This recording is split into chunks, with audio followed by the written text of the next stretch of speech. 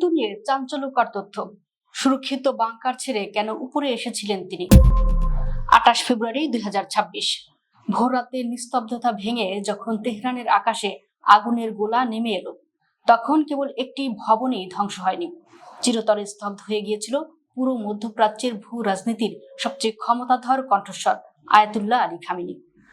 মার্কিন ও ইসরায়েলি বাহিনীর সেই নিখুঁত ও বিধ্বংসী বিমান হামলার পর পার হয়ে গেছে বেশ কয়েক মাস, কিন্তু আজ সেই ভয়ঙ্কর রাতের এমন এক চাঞ্চল্যকর গোয়েন্দা তথ্য ফাঁস হয়েছে যা শুনলে যে কোনো মানুষের গায়ের কাঁটা দিয়ে উঠবে।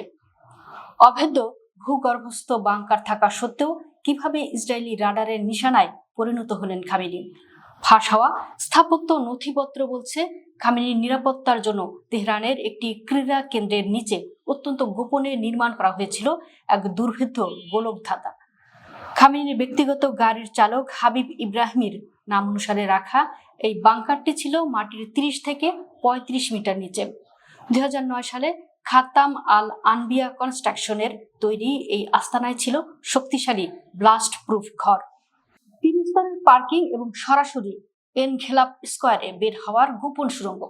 এটি এতটাই গোপন ছিল যে খোদ ইরানের শীর্ষ কর্মকর্তাদের অনেকেই এর অস্তিত্ব জানতেন না।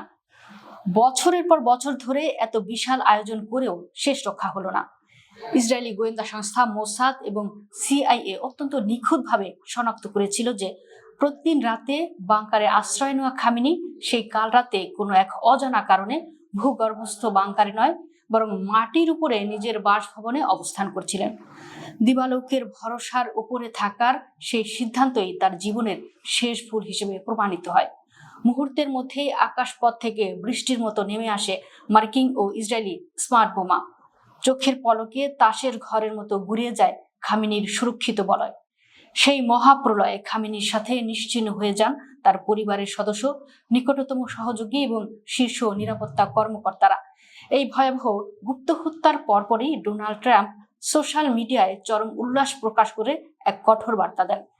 এই হত্যাকাণ্ডকে তিনি ন্যায় বিচার হিসেবে আখ্যা দিয়ে দম্ভ ভরে হুঙ্কার দেন, যারা এখনো আমেরিকার বিরুদ্ধে প্রতিরোধের স্বপ্ন দেখছে তাদের ভাগ্য শুধু মৃত্যুই অপেক্ষা করছে। খামেনির শাহাদাতের খবরে রাষ্ট্রীয় টেলিভিশনের সংবাদ পাঠকদের আবেগপ্লুত কণ্ঠস্বরেই বলে দিচ্ছিল ইরান এক অনিশ্চিত ভবিষ্যতের দিকে পা বাড়িয়েছে। পরবর্তী সর্বোচ্চ নেতা হিসেবে মোস্তফা খামেনির নাম শোনা গেলেও পুরো ইরান এখনো এক গভীর শূন্যতায় তলিয়ে আছে।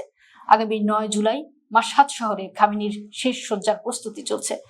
কোটি কোটি মানুষের অংশগ্রহণে আকাশের পথে এই শেষ যাত্রার আয়োজন আক্ষরিক অর্থেই এক বিশাল নিরাপত্তা ঝুঁকির ইঙ্গিত দিচ্ছে।